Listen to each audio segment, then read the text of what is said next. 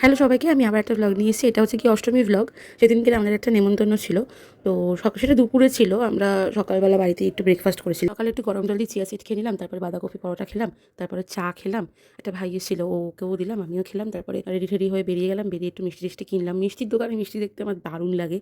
মানে অতটা মিষ্টি খেতে খুব ভালোবাসি, কিন্তু অত মিষ্টি তো খাই না যেহেতু, সেই জন্য মিষ্টিটা দেখতে ভীষণ ভালো লাগে। কত রকমের মিষ্টি, যেহেতু পুজো তার জন্য দেখলাম যে অনেক রকম নিউ আইটেম ওরা লঞ্চ করেছে, নানা রকমের আইটেম লঞ্চ করেছে দেখলাম। হট চকলেট ব্রাউনি দেখলাম, তারপরে তো এইদিকে কচুরিটা এখানে সারাক্ষণই পাওয়া যায়। কচুরি এই দোকানটা খুব ফেমাস, খুব ভালো কচুরি করে। এটা হচ্ছে কি কুদঘাটের এখানে দোকানটার কথা বলছি। আমি যেহেতু যাদবপুরে থাকি, তো এই দোকানটা বেশ ভালো। আমি যেহেতু সেদিনকে বেহালার দিকে যাচ্ছিলাম, তো ওই দিক থেকেই মিষ্টিটা নিলাম।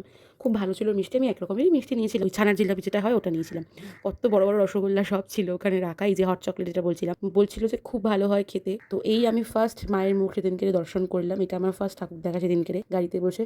তারপরে আমি একটু হাতে নেল পলিশ পরেছিলাম, সেটাও দেখালাম যে আমি একটু নেল পলিশ পরেছি। আমার বোন দিল, বললো একটু নেল পলিশ পর। আমি খুব নেল পলিশ পরতে ভালোবাসি, মানে আমি সাজতে ভীষণ পছন্দ করি। তো একটু সাজলাম সেদিনকে, সেজে গেলাম। তারপরে দিদার বাড়িতে, যে দিদার বাড়িটায় গেছিলাম, দিদার অনেক বই, মানে দিদা বই পড়তে ভীষণ পছন্দ করে, তো অনেক বই দেখলাম দিদার বাড়িতে। দিন খেতে বসে পড়লাম আমরা, যেহেতু আমাদের দুপুরে ইনভিটেশন ছিল। রান্না করেছিল মাছের মাথা দিয়ে ডাল আর ফুলকপি আলুর তরকারি, আর হচ্ছে গিয়ে রুই মাছ। রুই মাছটা খুব সুন্দর রান্না করলো দেখলাম, মানে খুব পাতলা ঝোল। সাধারণত আমরা ওরকম পাতলা ঝোল খাই না বাড়িতে, আমরা একটু মশলাটা খাই বেশি। তো দিদা দেখলাম খুব পাতলা করে রান্না করেছে। সেদিনকে একটা ব্লান্ডার করেছিল দিদা, সেটা হচ্ছে কি ভাতটা একদম গলিয়ে ফেলেছিল। তো গলা ভাত খেতে তো আমি একদম ভালোবাসি না, যেহেতু লোকের বাড়িতে গেছি তাই খেয়ে নিয়েছি, কী করবো, কিছু বলার নেই। তো কী করার আছে আর। আমার তো সেদিনকে আমি মনে হয় 5-6 দিন পরে নিজের হাত দিয়ে ভাত খেলাম। তো এত কষ্ট হচ্ছিলো ভাত খেতে, প্রচণ্ড লাগছিলো হাতের মধ্যে, কিন্তু কিছু করার নেই। কোথাও গিয়ে কী ঝামেলা করবো বলো, যে আমাকে একটা স্পুন দাও বা কিছু। মা ভাতটা একটু মেখে দিল, খেলাম। মানে তোমরা বুঝতে পারবে যে আমি হাত ঠিকভাবে মানে করে খেতে পারছি না মুড়ে।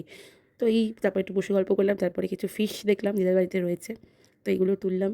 তুলে ঠুলে তারপরে একটু বাইরে বেরিয়েছিলাম। ওখান থেকে মামাবাড়ির আশেপাশে দুটো পুজো হয়, তো ওগুলো একটু দেখলাম। দেখে ফেরার পথে একটু এই চাটা দারুণ করে। এই চাটা খেয়ে দেন বাড়ি ফিরে আবারও সেই বাড়িতেই রইলাম। আর কোনোদিনও আর বেরোনো হয়নি সারা পুজোতে। মানে এবার পুজোটা আমার পুরো বাড়িতেই কেটে গেল, যেহেতু এরকম একটা হাতে লেগেছে, পেটেও খুব লেগেছে।